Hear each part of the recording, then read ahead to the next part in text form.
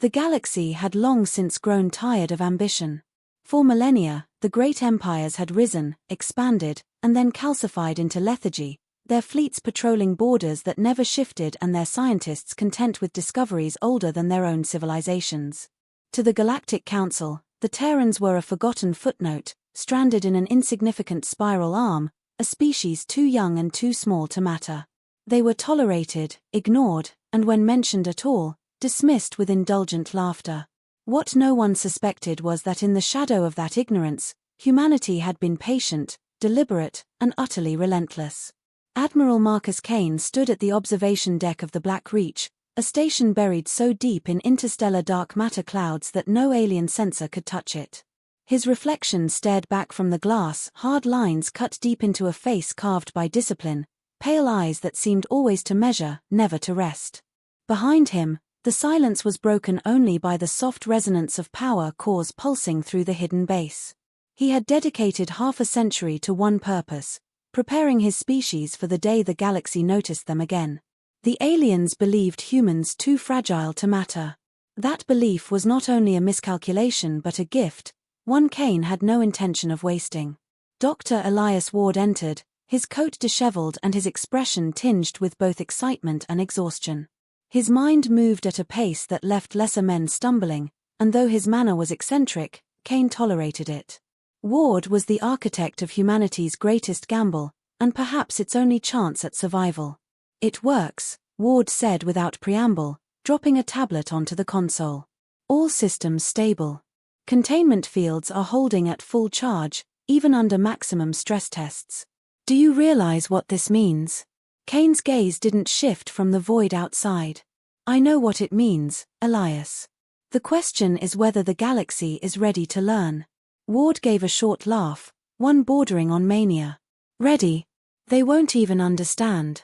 We've forged something they cannot conceive, not in all their centuries of decadence. We are about to become a knife pressed against the throat of gods." Kane turned slowly. "And that is precisely why we must remain silent. Not yet.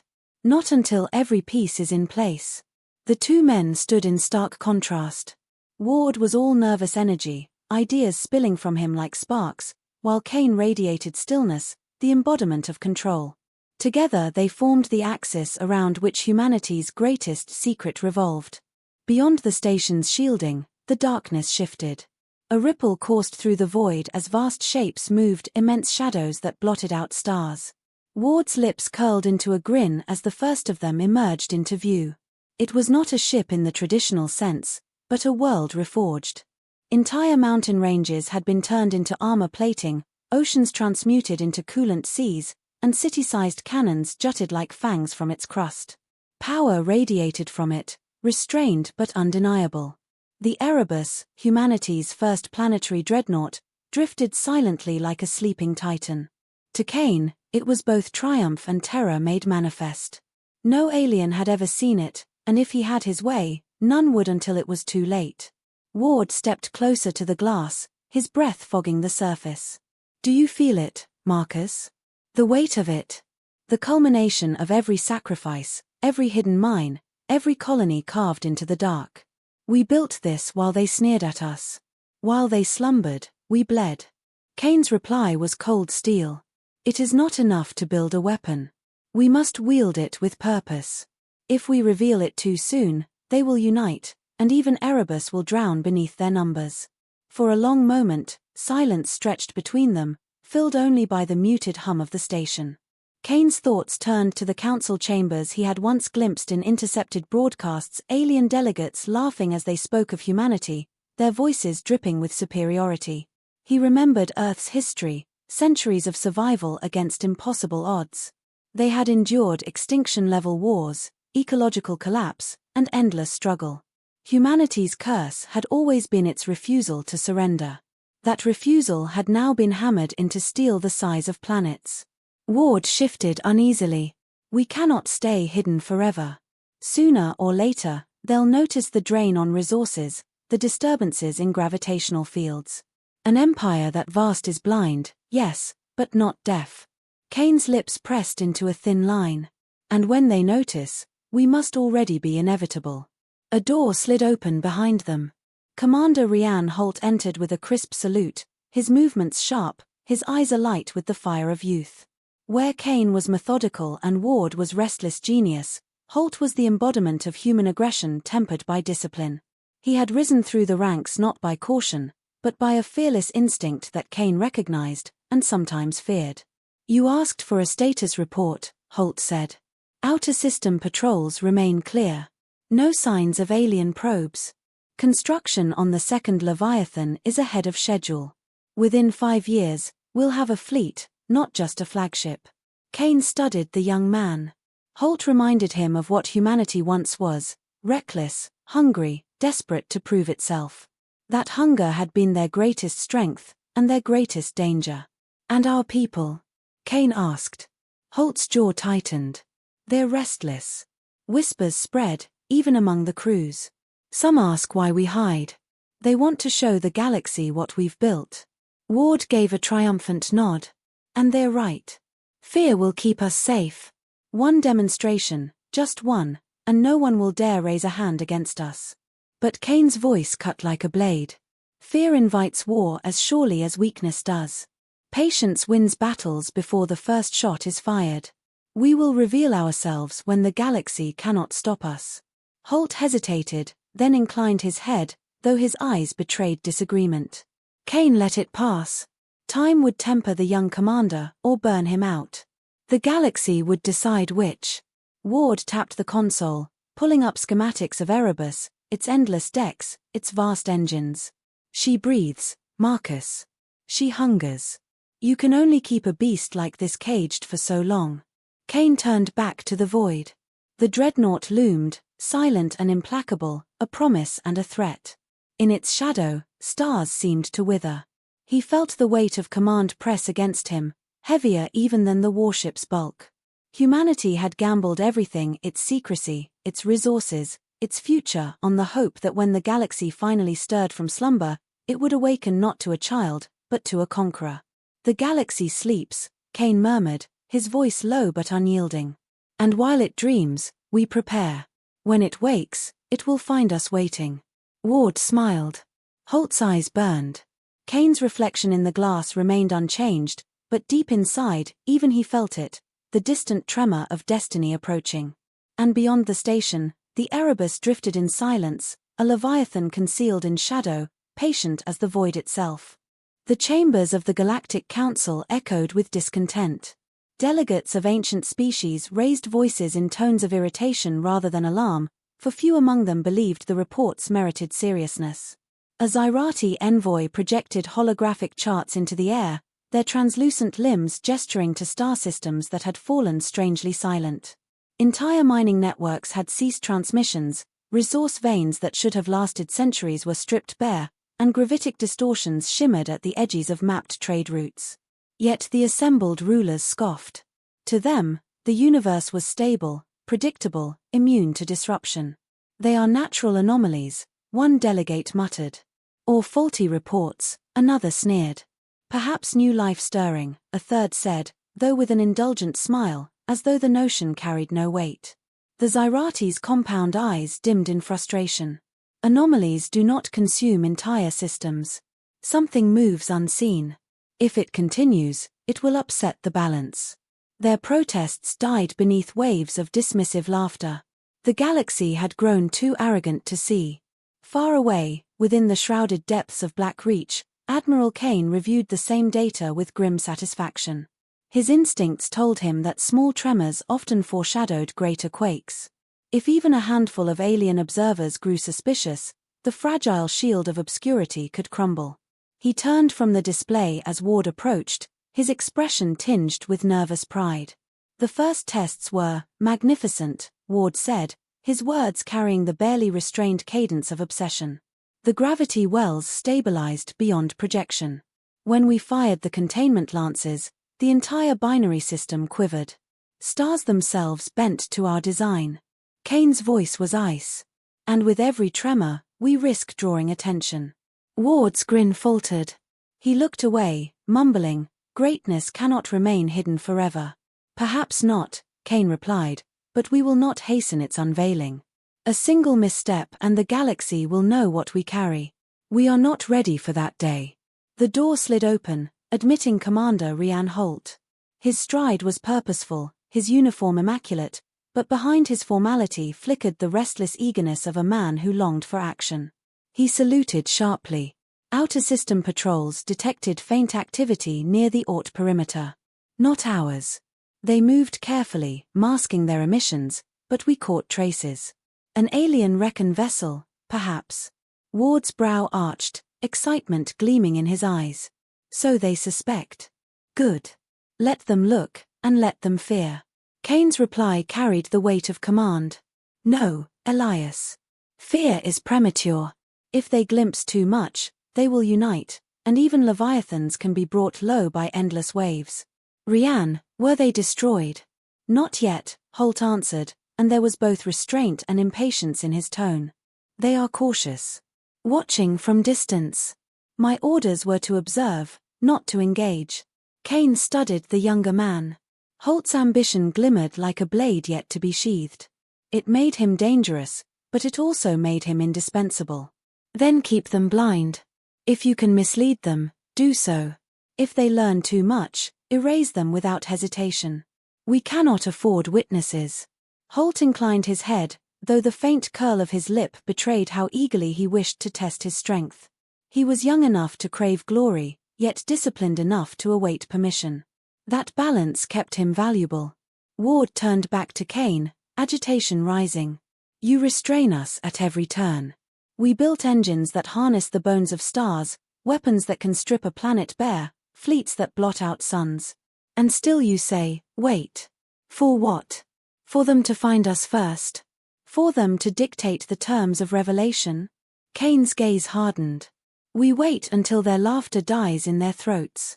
Until we have so many Leviathans that the galaxy's combined strength cannot hope to challenge us. Only then do we step into the light. Ward's shoulders sagged, though the fire in his eyes never dimmed. You cage a god, Marcus. And gods grow restless. In the council chambers, the laughter began to fade. The missing vessels were mounting, the strange distortions multiplying. A handful of races whispered uneasily of Terrans, though their voices carried no authority.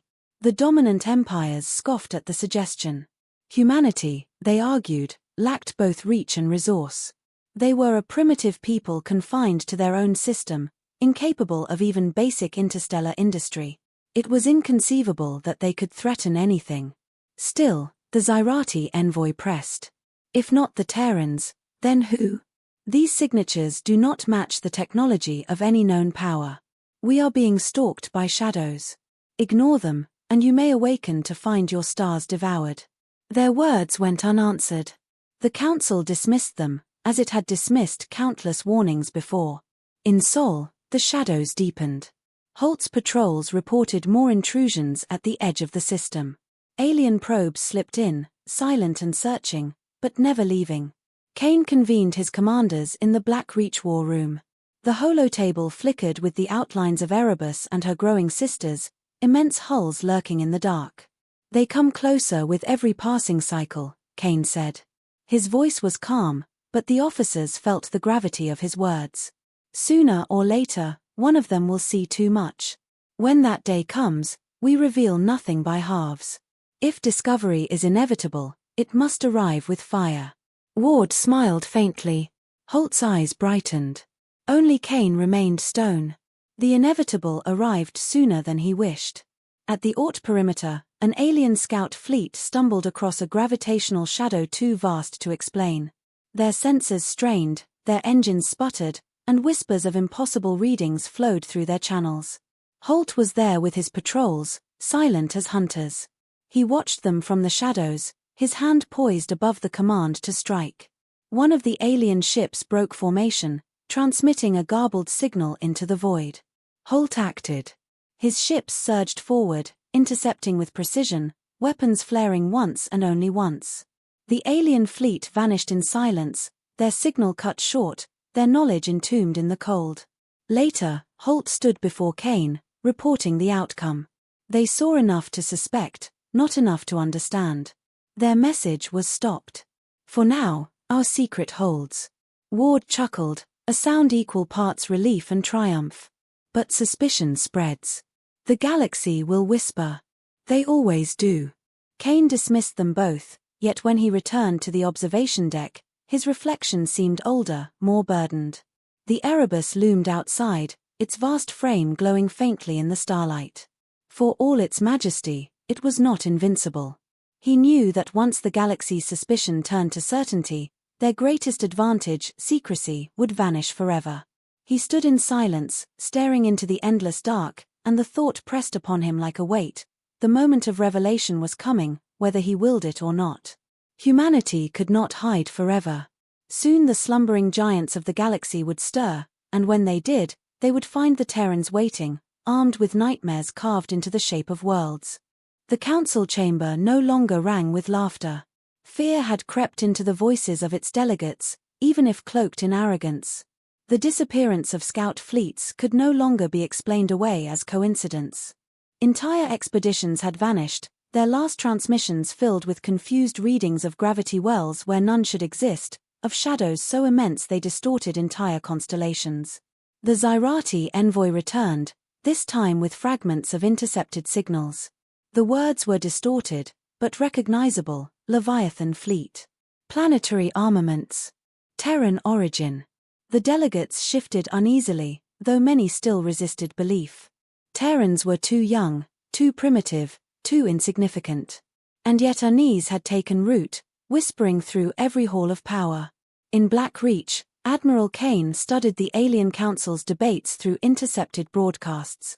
He recognized the moment he had both awaited and dreaded: the galaxy's ignorance was splintering. Humanity's veil was thinning, and silence would soon fail.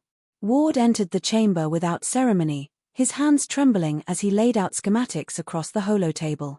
The time for shadows is ending. They already speak of us in their halls. Why let them control the narrative? Let us show them what we are, on our terms. Kane's reply was measured, though his expression remained cold. Revelation invites war. Concealment invites weakness, Ward countered, his voice sharp with conviction. If we are discovered piecemeal, they will think us fragile, desperate pretenders. But if they see the full scale at once, they will understand there is no contest. Commander Holt entered as the argument peaked, his eyes alight with restless hunger. His right, he said, his voice carrying the weight of a soldier who had already faced the enemy in silence. The aliens grow bolder. Every probe risks exposure. We should choose the field of revelation, not wait for them to stumble into it. Kane regarded them both, his gaze flicking between the fire of youth and the obsession of genius. At length he nodded, though the decision weighed heavily. Then it will be done. But not with subtlety. If we reveal ourselves, the galaxy must feel the weight of inevitability. Within weeks, preparations were complete. The Erebus stirred from her station, her engines igniting with a resonance that rippled across sectors. She emerged into the void with the silence of a god awakening, her hull casting a shadow that consumed entire starfields. At the edge of the Veli's dominion, the alien capital world shone with arrogant brilliance, its skies crowded by fleets of warships and trade vessels. They had grown complacent in their grandeur, secure in the belief that nothing could threaten them. That belief died when the eclipse came. From the horizon of their sun, a shadow spread, vast and unnatural. At first, it was dismissed as some celestial alignment, a quirk of orbit. Then came the realization that the shadow moved with intention, a shape too geometrical to be chance. When the full bulk of Erebus crested into view, an artificial world of black steel and endless batteries, Terra froze the skies. Communication channels flared as thousands of alien voices shrieked in confusion. Fleet commanders scrambled to formation, their warships arraying like insects against a mountain. Then a voice cut through them all. Deep, deliberate, unyielding, Kane's words carried across every channel. While you slept, we labored. While you dismissed us, we built. You see before you the fruit of silence, the price of arrogance. Humanity asks for no permission. We have forged gods. The aliens reeled. Some cursed, others denied, but none could ignore the dreadnought blotting out their sun. A single ship, yet more massive than any fleet. The Veli's dominion, proud and unwilling to bow, launched its armada.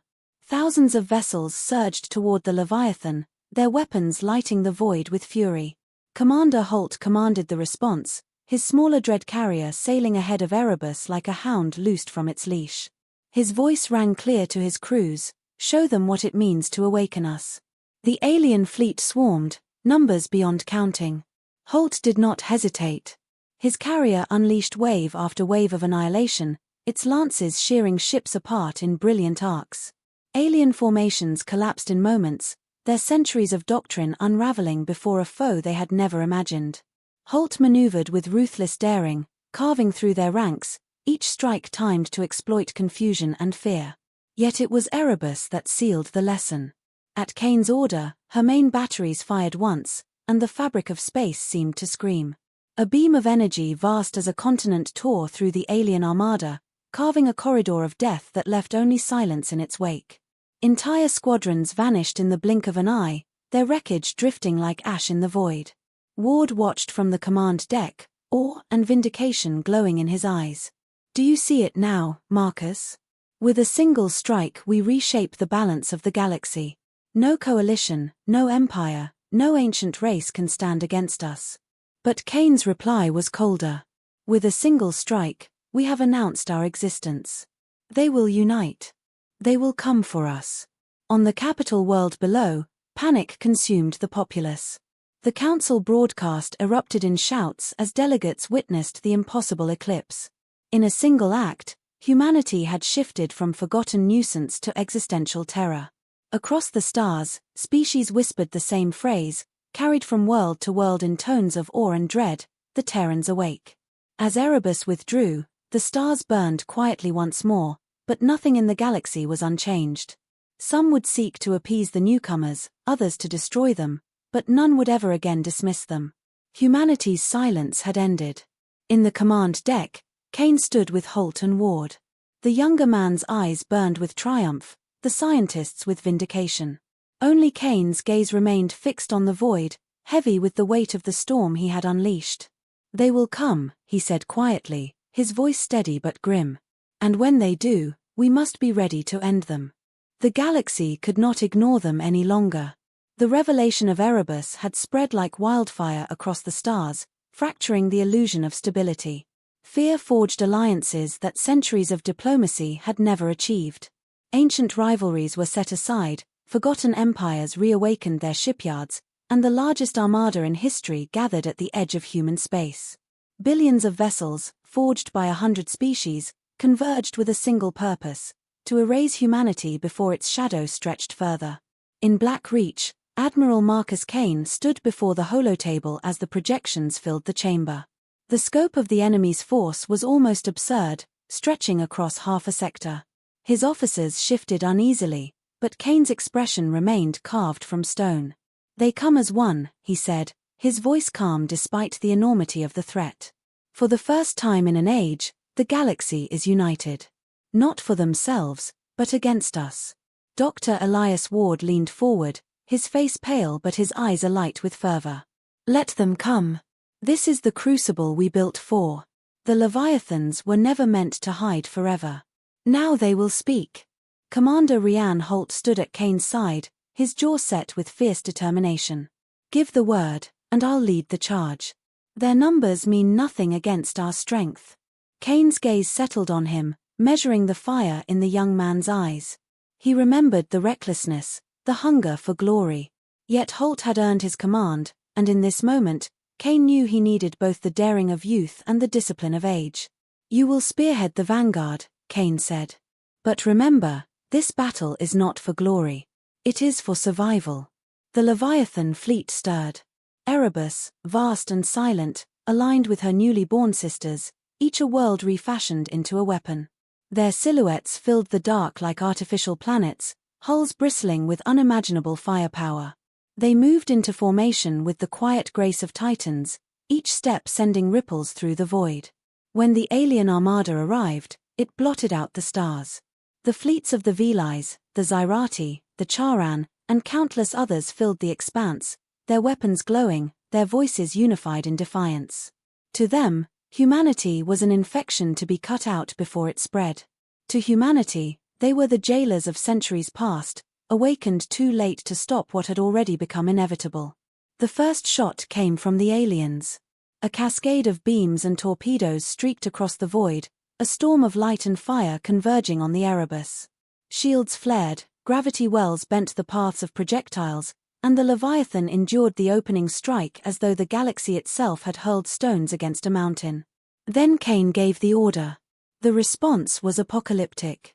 From Erebus erupted the Starlance, a column of pure annihilation that tore through entire battle lines, splitting dreadnoughts as though they were paper.